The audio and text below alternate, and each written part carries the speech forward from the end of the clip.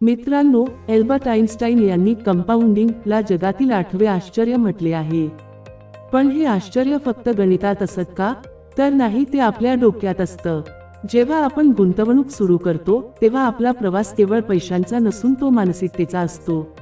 आजच्या व्हिडिओमध्ये आपण पाहणार आहोत की कंपाऊंडिंगच्या प्रवासात माणसाच्या मानसिकतेचे ते 4 महत्त्वाचे टप्पे कोणते, जे ठरवतात की तुम्ही करोडपती होणार की नाही. तर विषयाला सुरुवात करण्याआधी सर्वांनी चॅनेलला सबस्क्राईब करा, ज्यामुळे येणारे नवीन व्हिडिओ तुमच्यापर्यंत लगेच पोहोचतील. टप्पा 1 आहे द फेज ऑफ स्केप्टिसिझम, संशय आणि अविश्वास. पहिला टप्पा म्हणजे संशय.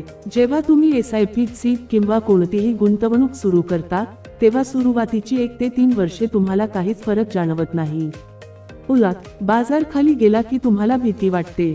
तुमच्या मनात विचार येतात, हे खरंच काम करतं का, किंवा माझे पैसे बुडतील का. या टप्प्यावर 90% लोक गुंतवणूक थांबवतात कारण त्यांना ग्राफवर जाताना दिसत नाही. यालाच आपण द लेटेन्सी पिरियड म्हणतो. टप्पा 2 आहे द फेज ऑफ पेशन्स, संयमाची परीक्षा.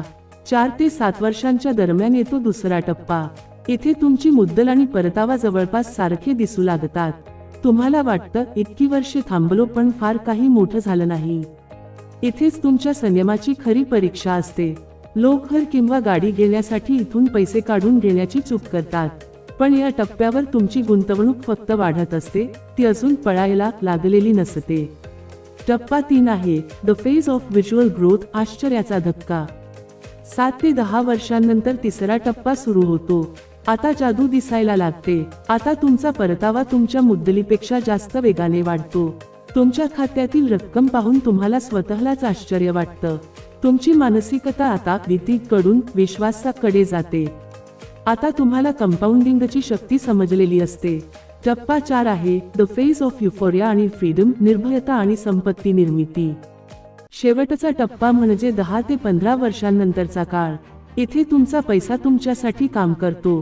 तुमची गुंतवणूक दरवर्षी इतकी वाढते की जेवढी तुमची सुरुवातीची गुंतवणूक सुद्धा नसेल. या टप्प्यावर तुम्ही आर्थिकदृष्ट्या स्वतंत्र होता. तुमची मानसिकता पूर्णपणे निर्भय होते. तर मित्रांनो, कंपाऊंडिंग हे गणितापेक्षा वेळ आणि संयम यांचा खेळ आहे. तुम्ही सध्या कोणत्या टप्प्यावर आहात? कमेंट्समध्ये नक्की सांगा. जर तुम्ही पहिल्या 2 टप्प्यात असाल तर लक्षात ठेवा, अंधारानंतरच प्रकाश येतो. फक्त गुंतवणूक सुरू ठेवा.